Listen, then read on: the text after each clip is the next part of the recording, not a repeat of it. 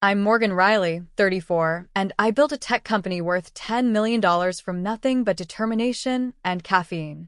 For years, I supported my husband James and his entire family financially, paid their mortgages, funded college tuitions, even bankrolled luxury vacations. Then one evening, during a family dinner, my mother-in-law Diana looked me dead in the eyes and said, "Leave, you lowlife." So, I did, just not in the way any of them expected.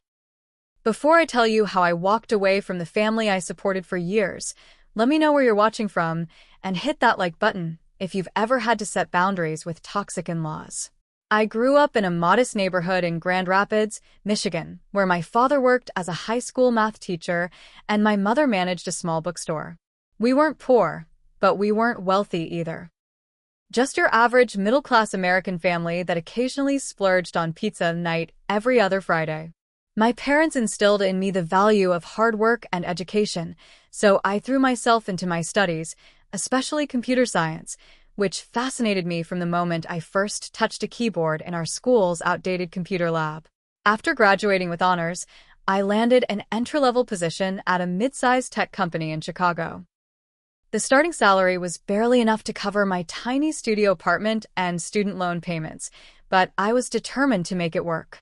Those first few years were tough. I ate ramen noodles 4 nights a week, worked overtime without extra pay, and watched as male colleagues with less experience got promoted ahead of me. I almost gave up on the tech industry altogether until I attended a conference in San Francisco about emerging healthcare technologies. That's where I met James Harrison. He was 30, charismatic, with a dazzling smile and the kind of confidence I'd always admired in others but never quite found in myself. He worked for a competitor company but approached me after my question during a panel discussion caught his attention. "That was brilliant," he said, handing me his business card. "Most people don't understand the integration issues between legacy systems and new platforms." One coffee led to dinner, which led to a long-distance relationship of weekend flights between Chicago and San Francisco. James was attentive, encouraging, and seemed genuinely interested in my ideas. When he suggested I move to San Francisco after just 4 months of dating, it felt impulsive, but right. 2 months after relocating, he proposed with a modest ring he claimed had stretched his budget. I said yes without hesitation, and we married in a small ceremony 8 months after we'd first met. It was during our honeymoon in Mexico that I had my breakthrough idea, a mobile platform that would coordinate care between doctors, specialists, pharmacies, and patients. As a child, I'd watched my grandmother struggle with multiple chronic conditions, her kitchen counter-cluttered with pill bottles and appointment cards. What if there was a centralized system that could manage all of that seamlessly? "You should build it," James said, his eyes lighting up. "You've got the technical skills, and I know people who might invest." Back home, in our tiny one-bedroom apartment, I started coding at night while keeping my day job. James brought me coffee during late-night coding sessions and listened patiently as I worked through technical problems out loud. He seemed to believe in me more than I believed in myself. 6 months later, I had a working prototype and a business plan. James introduced me to a friend of his who worked for a venture capital firm. To my shock, they offered $500,000 in seed funding after my pitch. I quit my job the next day and threw myself into building my company, HealthLink. The early days were both terrifying and exhilarating. I hired 2 developers and a UX designer, and we worked out of our apartment until James complained about the lack of space. We moved to a small office in downtown San Francisco, burning through cash faster than I was comfortable with, but making remarkable progress on the platform. The app launched 9 months later. 3 hospitals agreed to pilot the program, and the feedback was overwhelmingly positive. Within a year, we had contracts with 15 healthcare systems across California. Revenue started flowing in, and at 29, I found myself with a company valued at $1 million and a small team of 12 employees who looked to me for leadership. The night I realized I had become a millionaire, at least on paper, I sat on our balcony with a glass of champagne, staring at the San Francisco skyline. James joined me, wrapping his arms around my shoulders. "I'm so proud of you," he whispered, kissing my cheek. "I always knew you could do it." I should have felt pure joy, but there was a strange hollowness I couldn't explain, like I was waiting for someone to reveal it had all been a mistake. Still, I pushed that feeling aside. I had a successful company, a supportive husband, and for the first time in my life, financial security. What more could I want? I first met James's family 3 months into our relationship, when he flew me to San Diego for his father's 60th birthday.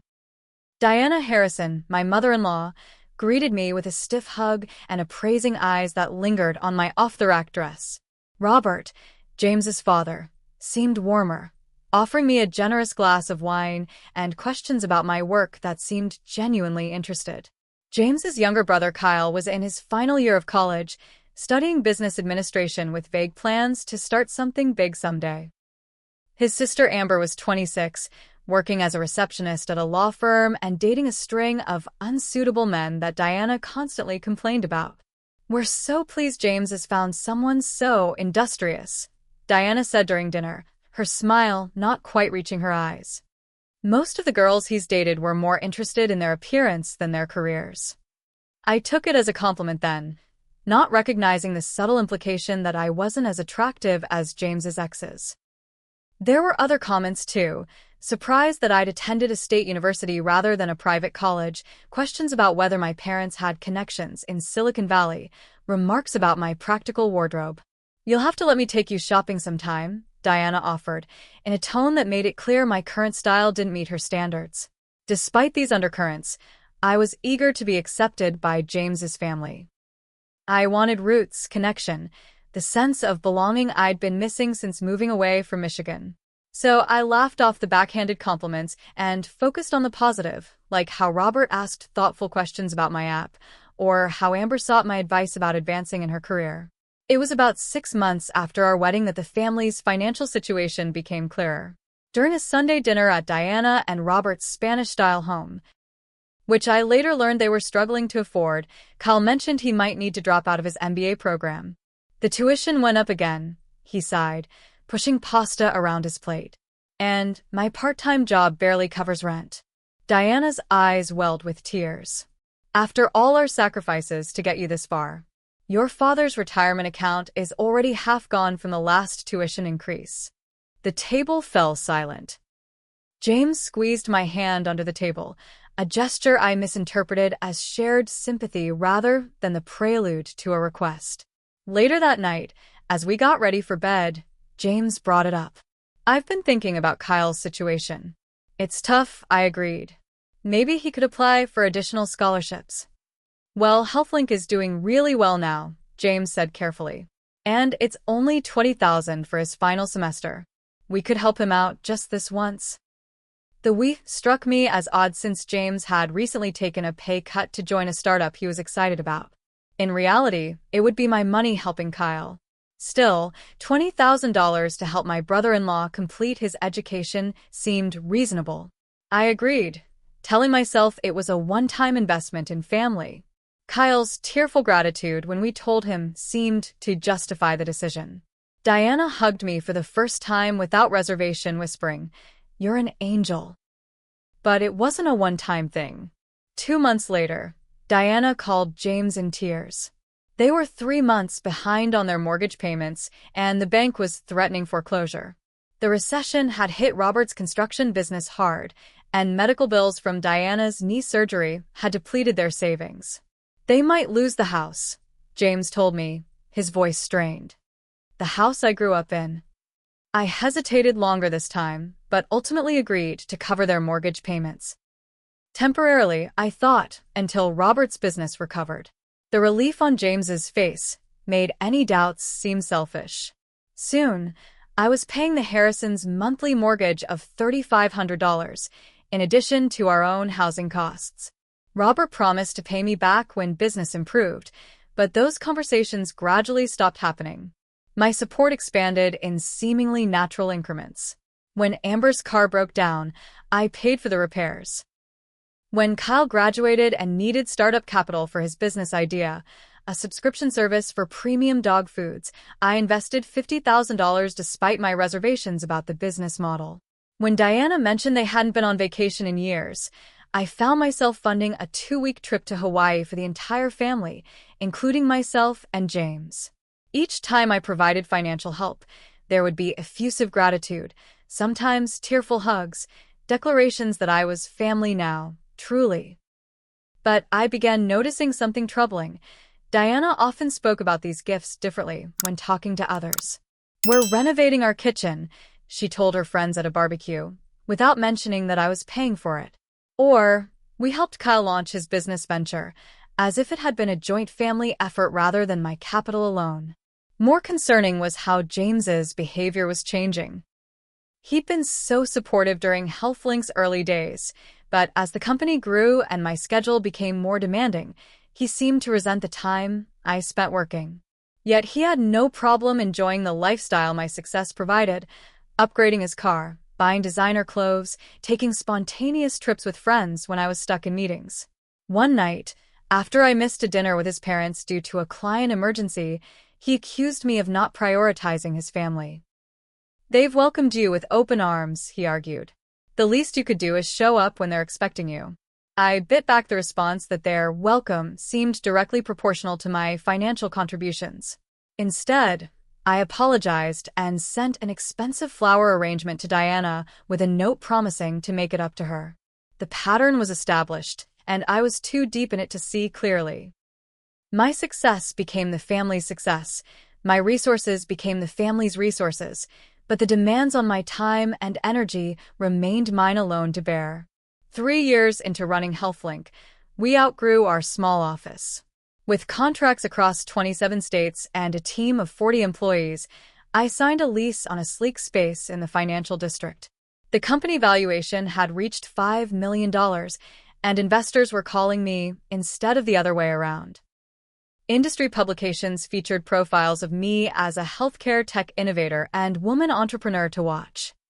While I should have been celebrating these milestones, I found myself increasingly exhausted and isolated. I was working 70-hour weeks, handling everything from major partnership negotiations to employee conflicts, while trying to maintain relationships with James and his ever-demanding family.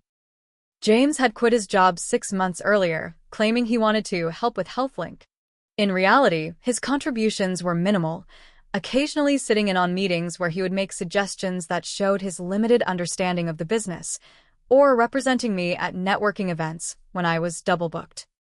Mostly, he seemed to enjoy introducing himself as the husband behind the success, taking credit for supporting me through the early days while conveniently omitting how little support he provided now. His days filled with long lunches with friends, golf games at the country club where I'd purchased a membership at his request, and evenings out networking, which seemed to involve a lot of expensive whiskey and very few actual business connections. Meanwhile, the financial demands from his family had evolved from occasional help to regular support. Kyle's premium dog food subscription service failed within 8 months, losing all of my $50,000 investment. Rather than finding a traditional job, he came to us with another business idea: a mobile app for pet owners to connect for playdates. Despite my concerns, James insisted we should keep investing in family, so another $70,000 went into Kyle's second venture. Amber got engaged to a struggling musician named Tyler, who charmed everyone with his guitar but couldn't seem to hold down a job.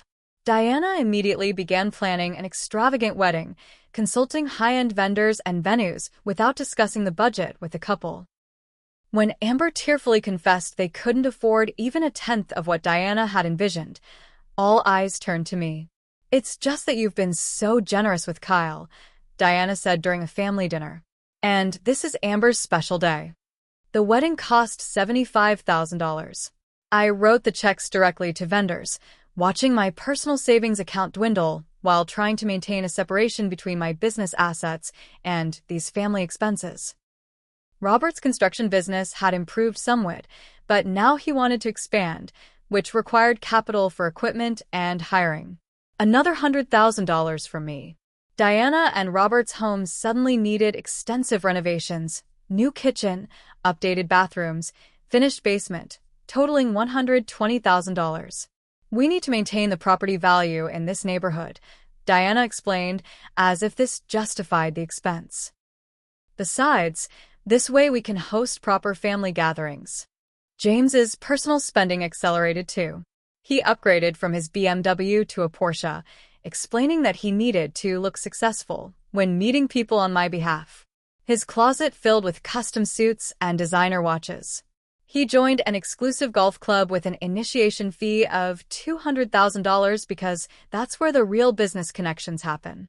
When I expressed concern about our spending, James became defensive. "You're making millions," he said dismissively. "What's the point of success if we can't enjoy it? Besides, everything I do is an investment in our future." But it wasn't our success, it was mine. I was the one working through weekends, missing sleep, carrying the weight of 40 employees' livelihoods on my shoulders. The more I gave, the more everyone took, as if my resources were limitless. My closest friend from college, Rachel Sullivan, visited for a weekend and observed the dynamic with clear outsider's eyes. "Morgan, this isn't normal," she said as we grabbed a rare moment alone during a hike. "Your in-laws treat you like an ATM, and James acts like your success is a golden ticket he won rather than something you've earned." "They're family," I defended weakly. "Family supports each other." "Support goes both ways," Rachel countered. "What exactly are they doing to support you?" I had no answer. The truth was, as my company grew more successful, I felt increasingly alone. My parents, still in Michigan, rarely visited because Diana always dominated holiday planning, insisting that James needed his family traditions preserved. My old friends had been gradually pushed aside for Harrison family events and obligations. Even my health was suffering. Chronic stress, sleep deprivation, and anxiety had become my constant companions. Yet I continued to justify it all to myself. I was being generous, building family bonds, using my good fortune to help others. In reality, I was buying affection and approval, hoping that enough financial support would eventually translate into genuine love and respect. The breaking point was coming, though I couldn't see it yet. As HealthLink approached a valuation of $10 million and acquisition offers began rolling in, the tenuous balance I'd been maintaining was about to collapse entirely. Spring arrived in San Francisco with its characteristic fog and scattered sunshine. HealthLink had just celebrated its 5th anniversary, and I'd received an official acquisition offer from Medcore, one of the largest healthcare technology companies in the country. $10 million for my company, my creation, with a generous package that would keep me on as Chief Innovation Officer for at least 3 years. The number was staggering. Even after paying investors and setting aside shares for my core team, I would walk away with nearly $7 million personally. It represented freedom, security, and most appealingly, the chance to work reasonable hours within a structured organization rather than carrying the entire weight of a company on my shoulders. I hadn't made a decision yet. Part of me was reluctant to give up control of the platform I'd built from nothing. But another part, the exhausted, depleted part, longed for relief from the constant pressure. I decided to discuss it with James first, then my leadership team. That evening, I arranged for an intimate dinner at home, with James's favorite meal catered from the upscale Italian restaurant where we'd celebrated our 1st anniversary. I bought a good bottle of wine and even lit candles, attempting to create a space for meaningful conversation amid our chaotic lives. Medcore made an offer, I told him after dinner, as we sat with our wine glasses on the balcony overlooking the city lights. $10 million, plus a 3-year executive position for me. James's eyes widened, then narrowed with calculation. $10 million, he repeated. That's incredible. When would we get the money? Not congratulations, or how do you feel about it, or what would this mean for your vision for HealthLink? Just, when would the money arrive? If I accept, probably within 60 to 90 days after legal reviews and regulatory approval, I replied, trying to ignore the sinking feeling in my stomach. But I haven't decided yet. It would mean giving up control of the company's direction. James waved his hand dismissively. You'd still be an executive there, right? Same work, less stress, more money. Seems like an obvious choice. It's not that simple, I tried to explain. The company vision might change. The platform might evolve in ways I wouldn't choose. And the team, I'd have to let some people go during the integration. That's business. James shrugged. People get laid off all the time. They'll find other jobs. His callousness shocked me. These weren't just people. They were individuals who had believed in my vision, who had worked alongside me during the difficult early days. I'd known their spouses' names, celebrated their children's birthdays, supported them through personal crises. I need time to think about it, I said finally. It's a big decision. Don't overthink it, James advised, already pulling out his phone. Hey, we should celebrate. Let's have the whole family over for dinner tomorrow. I'll tell Mom to come at 7. Before I could object, he was texting Diana, and minutes later announced that everyone would arrive the following evening. My carefully planned intimate discussion had been hijacked into yet another family event centered around the Harrisons. The next day was a blur of work and hasty preparations for dinner.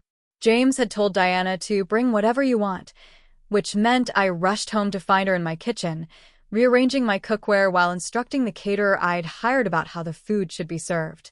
Diana, you didn't need to come early, I said, setting down my laptop bag. The caterers know what they're doing. Nonsense, she replied without looking up. You work so hard. The least I can do is make sure your home is properly presented for a celebration.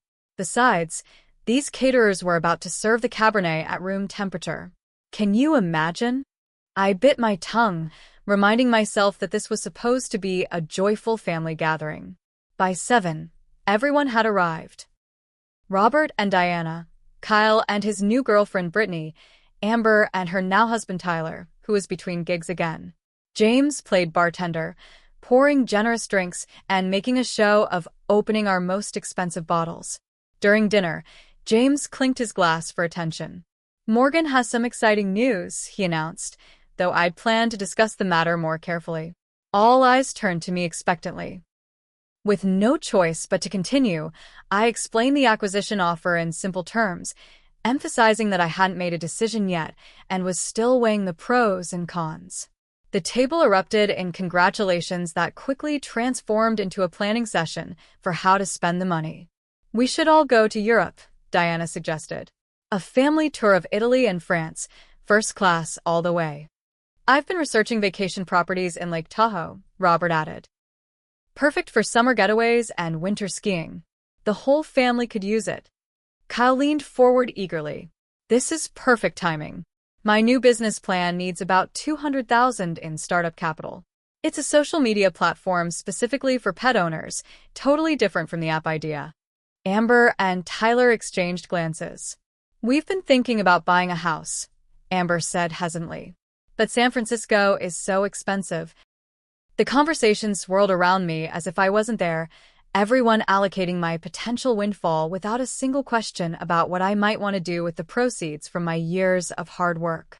James caught my eye from across the table and gave me a wink, as if we were sharing a private joke about his family's enthusiasm. Finally, I cleared my throat. These all sound like lovely ideas, but if I accept this offer, we'll need to be thoughtful about our next steps. A significant portion would go to taxes, and we should consider investing for the future. The table fell silent. Diana's smile froze in place. Investing is sensible, Robert acknowledged. But surely there's room for some family enjoyment too. Of course, I agreed. But we all might need to adjust our expectations about ongoing financial support. This would be a one-time event, not a continuous source of income. James frowned at me across the table. What are you saying exactly? I hadn't planned to have this conversation with everyone present, but it seemed unavoidable now. Just that we've been very fortunate, and I've been happy to help everyone. But maybe it's time for us all to think about long-term financial independence. Diana set down her wine glass with a sharp click. Financial independence? After everything this family has done for you? The sudden hostility in her voice startled me. I'm grateful for how welcoming you've all been, I said carefully. I just think. Welcoming. Diana interrupted, her voice rising. We've made you part of our family. James supported you when you were nobody, working on your little computer project in that awful apartment. We've included you in every holiday, every celebration. And now that you've had a bit of success, you want to cut us off. James shifted uncomfortably, but said nothing in my defense. That's not what I'm saying. I tried to explain. I just think we all need sustainable. Ungrateful. Diana cut in again, her face flushing. After all we've done. I always told James he could have done better. A real society girl who understands family obligation, not some tech-obsessed climber who thinks money is more important than blood. Mom, Amber murmured, looking embarrassed. Diana wasn't finished. If you're going to be so selfish, maybe you should just leave. Go back to wherever you came from. We managed before you, and we'll manage after you, you lowlife. The table fell completely silent. Even Diana seemed shocked by her own words, but she didn't retract them. She lifted her chin defiantly, waiting for my response. I looked at James, expecting, hoping he would defend me. He met my gaze briefly, then looked away, studying the pattern on his dinner plate with sudden interest. In that moment, 5 years of doubt crystallized into painful clarity. I wasn't family to these people. I was a resource, an ATM, a golden goose. And James, the man I'd loved, supported, built a life with, wouldn't even speak up when his mother called me a lowlife at my own dinner table. I think we should call it a night, I said finally, my voice surprisingly steady despite the earthquake happening inside me. Everyone's tired, and we've all said enough. The rest of the evening passed in a blur of awkward goodbyes. Diana left without apologizing. Robert mumbled something about her being under stress, and the others scurried out with embarrassed glances. James tried to minimize what had happened, suggesting his mother had drunk too much wine and didn't mean what she said. The drive home was silent, punctuated only by James's attempts at normalization. Mom will calm down, he assured me. She's just worried about Dad's business. You know how she gets. I said nothing. My mind was already racing ahead, calculating, planning, seeing my situation with painful clarity for the first time in years. That night, I lay awake beside my sleeping husband, staring at the ceiling and acknowledging the truth I'd been avoiding. I needed to leave. Not just the dinner table, not just an uncomfortable conversation. I needed to leave it all. The morning after Diana's outburst, I went through the motions of normalcy. Kissed James goodbye as he left for his golf game, attended my morning meetings at HealthLink, smiled at appropriate moments during a team presentation. But internally, I was methodically dismantling and reassessing every aspect of my life. First, I called Susan Grant, a divorce attorney a female founder friend had used during her own separation. I explained my situation in clinical terms as if describing a business case study rather than my crumbling marriage. Before we go further, Susan said after listening patiently, I need you to gather financial documentation. Bank statements, investment accounts, property records, everything. And I mean everything. That evening, while James was out with friends, I began the process. What I discovered shocked even my prepared mind. Our joint accounts had been steadily draining in ways I hadn't fully tracked. Cash withdrawals, transfers to accounts I didn't recognize, charges at high-end stores and restaurants on days when James was supposedly networking. More disturbing was the discovery of credit card statements for accounts I didn't even know existed. James had accumulated nearly $40,000 in credit card debt across 3 separate cards, with charges for luxury items, weekend trips I knew nothing about, and even jewelry from high-end designers, jewelry I had never received. When I dug into the company financial records, another betrayal emerged. James had convinced my CFO, Martin Green, to hire Kyle as a marketing consultant 6 months earlier. The monthly retainer of $10,000 had been buried in our marketing budget. For what appeared to be no actual work, Kyle had received $60,000 of company money. I forwarded everything to Susan, who responded with a terse email. This changes things. Come to my office tomorrow at 7 a.m. In her sleek downtown office, Susan laid out a strategy that felt both ruthless and necessary. You need to protect yourself and your company before making any moves, she advised. Based on what you've shown me, James and possibly his family could make significant claims against your assets in a divorce. Over the next 3 weeks, I executed her plan with the same focus I'd applied to building HealthLink. I met with my company's legal team to document James's lack of involvement in the business, collected evidence of the unauthorized consulting arrangement with Kyle, and gathered statements from employees and business partners who could confirm James had no meaningful role in the company's success. I opened new personal bank accounts at a different bank. I documented every penny I'd given to James's family over the years: mortgage payments, business investments, wedding costs, renovations, totaling over $2 million in gifts that had never been repaid or acknowledged as loans. I leased a new apartment in my name only, in a secure building across town, and gradually moved essential personal items there: family photographs, irreplaceable jewelry for my grandmother, important documents, and enough clothing to manage for a few weeks. I told no one about this location, not even my closest friends. The hardest part was maintaining a facade of normalcy. I attended Sunday dinners with the Harrisons where Diana pretended her outburst had never happened. I smiled through James's elaborate plans for the acquisition money that wasn't even guaranteed yet. I worked my usual long hours while secretly preparing to upend everything. Throughout this period, I confronted painful truths about my marriage. Looking back at our relationship with clear eyes, I could see how James had identified my potential early on. Not my potential as a person to love, but as a resource to exploit. His initial support and encouragement had been an investment, not genuine belief in me. The romantic gestures, the seeming understanding of my dreams, all of it calculated to secure his position in my life before my success, made me less accessible. One night, as we lay in bed scrolling through our phones instead of talking, I asked him, "James, do you remember our third date? When you drove up to Chicago for the weekend?" He glanced up, puzzled by the random question. "Sure." "We went to that jazz club, right?" "Yes." "You said something that night that made me fall in love with you. You said, 'I've never met anyone who sees the world the way you do. It makes me want to be better.'" James smiled. "I was pretty smooth back then." "Did you mean it?" I asked quietly. He set down his phone, recognizing something serious in my tone. "Of course I did. I still do." But his eyes shifted away too quickly, and I knew. It had been a line, a calculated approach to win over an insecure young woman with big ideas and bigger potential. I had been a good investment, nothing more. The clarity hurt, but it also freed me. Any lingering guilt about my plans evaporated in that moment of recognition. As the acquisition talks with MedCore progressed, I made one crucial decision: I would see the deal through before making any personal moves.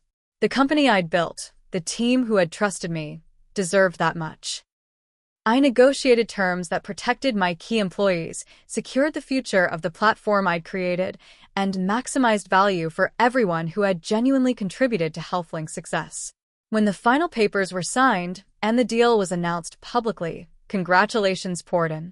The business press covered the acquisition extensively, praising the innovative platform and the impressive valuation for a company so young. In every interview, I credited my team, speaking about our collective journey rather than my individual achievement. James threw an extravagant party at our home to celebrate, inviting people I barely knew along with his entire family. As champagne flowed and James soaked up congratulations as if the success had been his, I watched from a quiet corner, already feeling detached from the scene. Diana approached me, glass in hand.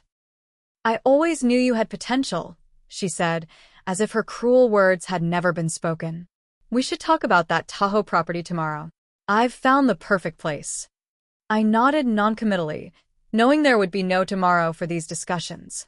The funds from the acquisition would be transferred within 3 business days.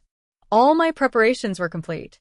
The only thing left was the confrontation I'd been rehearsing in my mind for weeks. When the last guest left and James was loosening his tie with the satisfied air of a man who believes he's secured his future, I knew the time had come.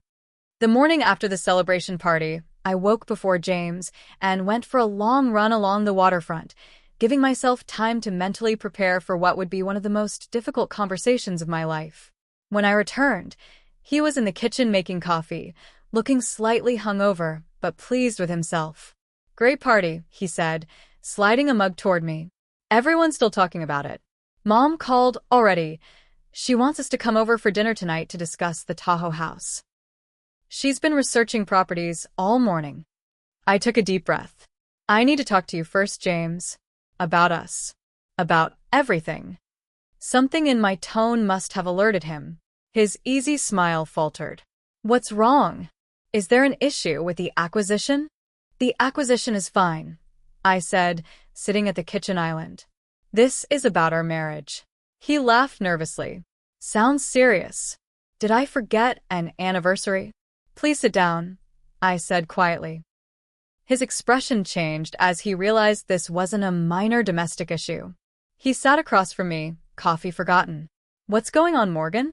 I looked directly into his eyes, the same eyes that had once made me feel so special, so understood. "I know about the credit cards, James. The $40,000 in debt you've been hiding. I know about the arrangement you made with Martin to put Kyle on the company payroll for consulting work he never did." His face drained of color. "I can explain. I also know about the withdrawals from our joint account. The transfers to accounts I don't recognize. The weekend trips I wasn't aware of." I kept my voice steady, factual, as if delivering a business assessment rather than dismantling my marriage. "Morgan, it's not what you think. What I think," I continued, "is that our marriage has become a business arrangement where I provide financial support and receive very little in return. What I think is that your family sees me as a resource, not a person. What I think is that when your mother called me a lowlife at our dinner table, your silence said everything I needed to know about where your loyalties lie." James ran his hand through his hair, his mind visibly racing through possible responses. He settled on contrition. "I should have defended you. Mom was way out of line, and I've told her so. She feels terrible." "Does she?" "She seemed quite comfortable making demands about property in Tahoe this morning." He shifted tactics.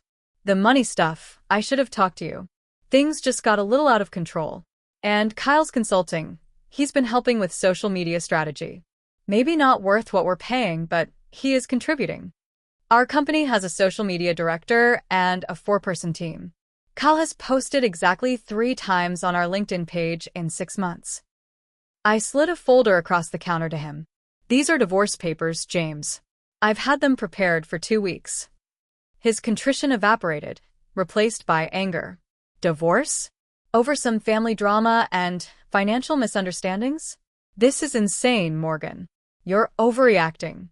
"Am I? Your mother tells me to leave, calls me a lowlife, and you say nothing. You've been siphoning money from our accounts and the company.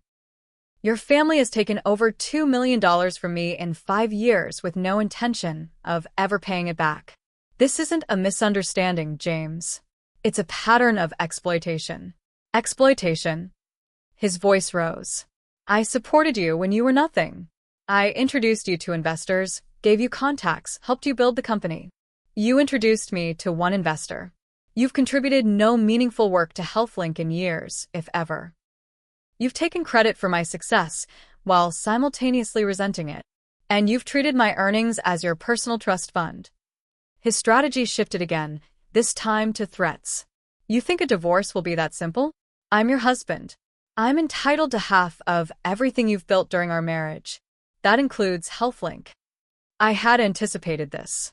The acquisition has already been structured to protect the company. As for our marital assets, I've documented every contribution and lack thereof over the past 5 years. I'm prepared to be fair, James, but not to be taken advantage of anymore. I slid another document across to him. "This is my offer. I will pay off your credit card debt. I will provide a one-time settlement that will allow you to maintain your lifestyle for a year while you figure out your next steps. I will honor the existing mortgage payments for your parents for 6 more months, giving them time to refinance or downsize. What I won't do is fund unlimited expenses, business ventures, properties, or vacations anymore."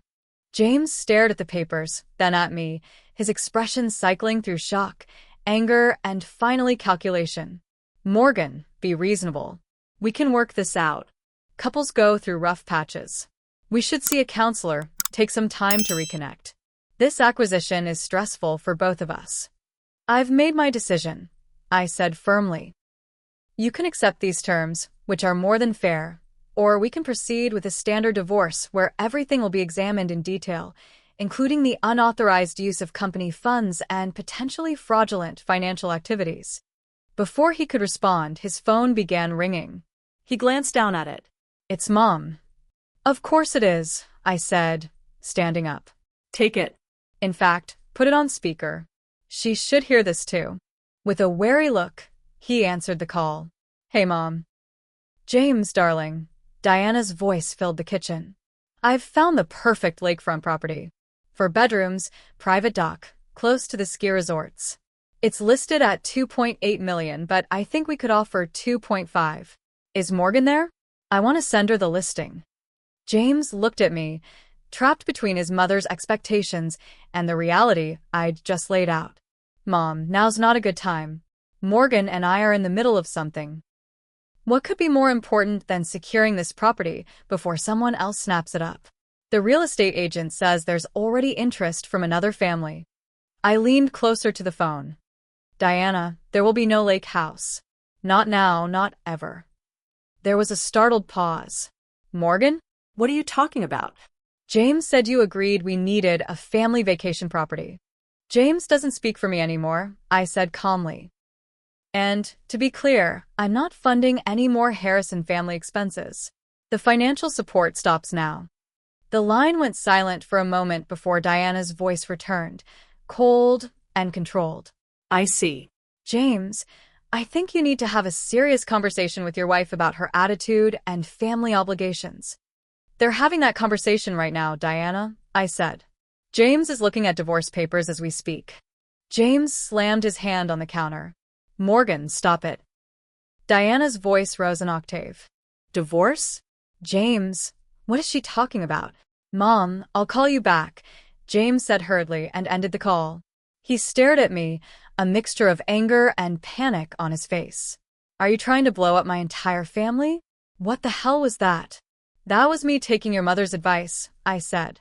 She told me to leave, so I'm just not leaving in the way any of you expected. His phone immediately began ringing again, Diana calling back. Then his sister Amber. Then his father. Word was spreading through the Harrison family at lightning speed. They're going to keep calling, I said, gathering my purse and the folder of remaining documents. They'll demand explanations, make you promises, ask you to fix this. But there's nothing to fix, James. This marriage has been broken for a long time. I just didn't want to see it. I walked to the door, then turned back. I won't be staying here tonight. My lawyer will contact you tomorrow to arrange for me to collect the rest of my belongings. I suggest you use this time to really think about what you want from your life, besides access to my bank account. James followed me, suddenly desperate. Morgan, wait. We can figure this out. I'll talk to Mom, make her apologize properly. I'll cut back on spending. I'll get a real job. Just don't do this, not like this. I looked at him one last time, searching for any remnant of the man I thought I had married. All I saw was panic at losing his meal ticket. Goodbye, James. As I walked out the door, his phone rang again. This time he answered it, his voice immediately shifting to placate whoever was on the other end, probably Diana, demanding to know how he was going to fix the situation. I drove to my new apartment across town, a modern one-bedroom in a secure building with a doorman. It was sparsely furnished, just the essentials I'd been able to move discreetly over the past few weeks. But it was mine alone, and as I locked the door behind me, I felt a wave of relief, so profound it brought tears to my eyes.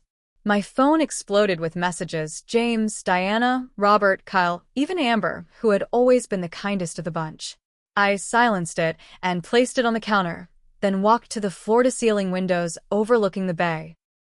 For the first time in years, I could breathe freely, without the weight of others' expectations and demands pressing down on me. The apartment was quiet. No one was asking me for money, questioning my work hours, planning how to spend my earnings, or making me feel guilty for my success. I was alone, but not lonely, just peaceful. Tomorrow would bring challenges, legal discussions, division of assets, probable confrontations. But tonight, I allowed myself to simply exist in this space I had created for myself, secure in the knowledge that I had finally taken control of my own life again.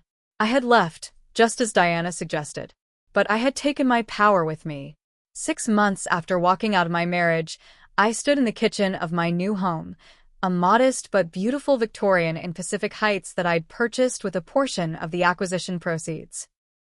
The morning light streamed through windows I'd had restored to their original glory, illuminating the copper kettle whistling on the stove. As I prepared my tea, I reflected on the journey that had brought me here. The initial weeks after leaving had been challenging in ways I hadn't fully anticipated. Despite the meticulous planning and certainty about my decision, there was still grief, not just for the marriage I'd lost, but for the one I'd thought I had. The dream of belonging to a family, of building deep connections through shared lives, had been powerful. Accepting that it had all been transactional left an emptiness that no amount of financial security could immediately fill. James had cycled through every possible tactic to regain control. First came anger, threatening lawsuits, claiming ownership of company innovations, even suggesting he would publicly disparage HealthLink to damage the acquisition. When my legal team shut down those avenues, he switched to heartfelt apologies, promises of change, and declarations of love that rang hollow against the evidence of his past behavior. Diana led her own campaign, alternating between tearful phone messages about family loyalty and vicious texts accusing me of destroying their lives. Robert made a single attempt at reason, suggesting a compromise where I would continue supporting them while James and I lived separately to work things out. Kyle simply asked for one last investment in his newest venture, a clear indication that he had understood nothing. Through it all, I maintained firm boundaries.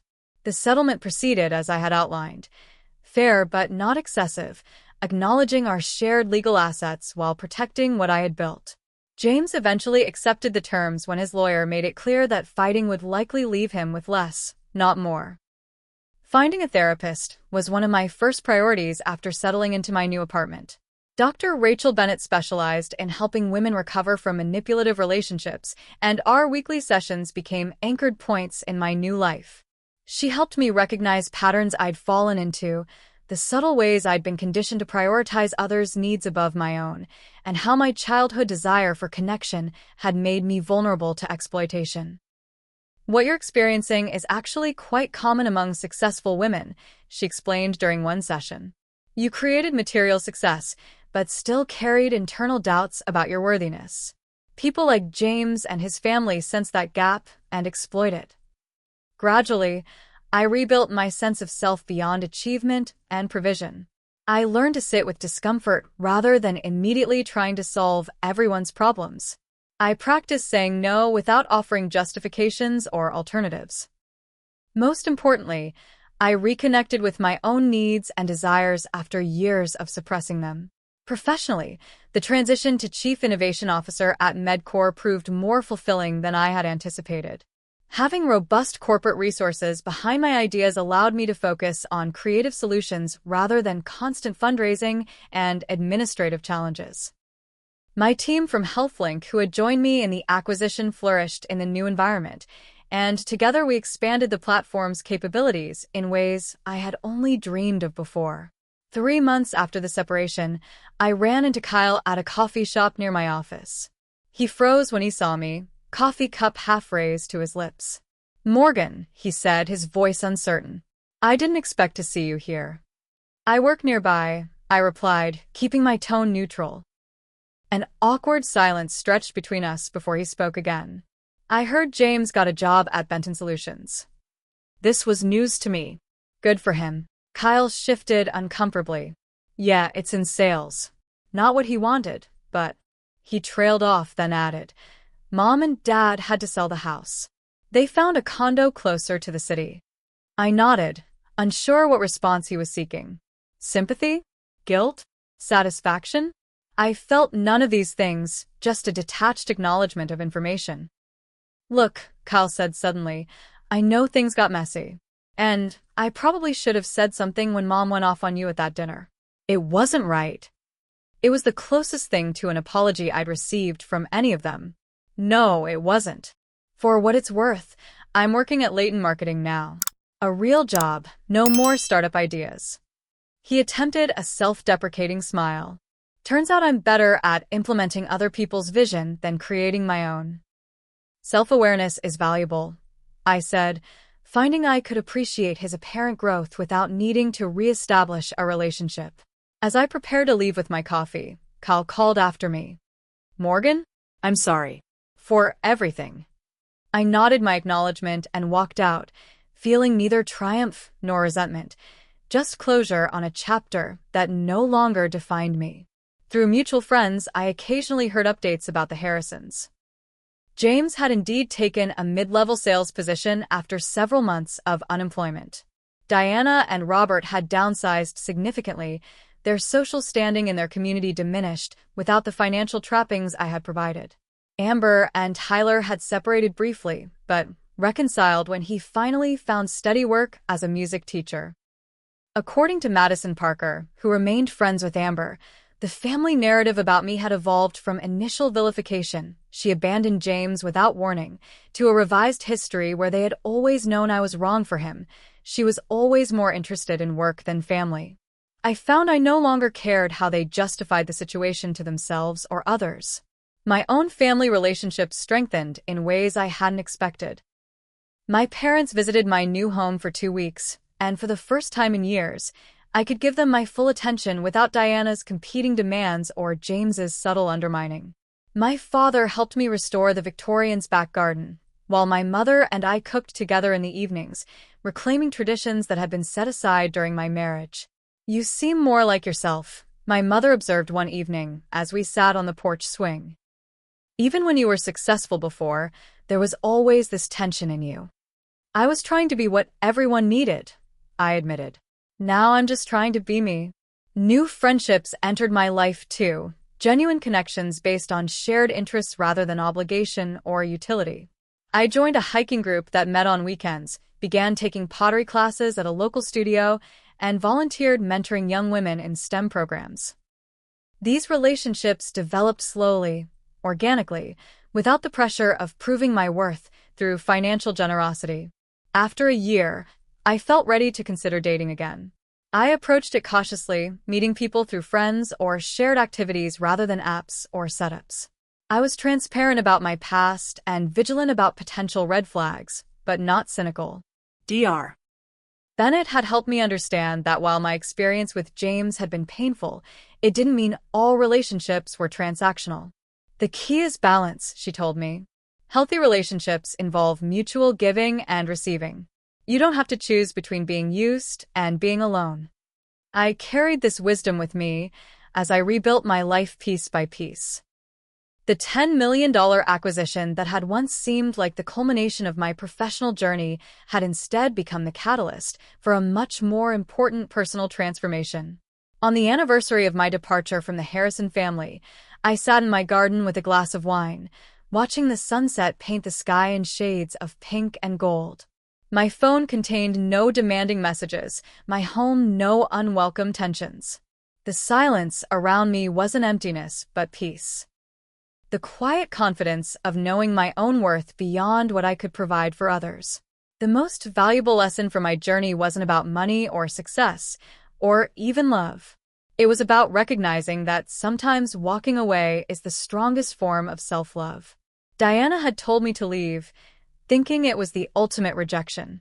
Instead, it had been the gift of freedom I hadn't known I needed. I raised my glass to the fading light, toasting the woman I had become. Not despite losing my marriage and supposed family, but because of it. Sometimes the most painful endings create space for the most authentic beginnings. Have you ever had to walk away from a relationship where you felt more like a resource than a person? If you've navigated toxic family dynamics or had to set difficult boundaries with loved ones, share your experience in the comments below. Your story might help someone else find the courage to value themselves. And if this story resonated with you, please hit that like button and subscribe to hear more journeys of self-discovery and personal growth. Remember, sometimes the most loving thing you can do for yourself and others is to set clear boundaries. Thank you for listening, and may you always know your true worth beyond what you can provide for others.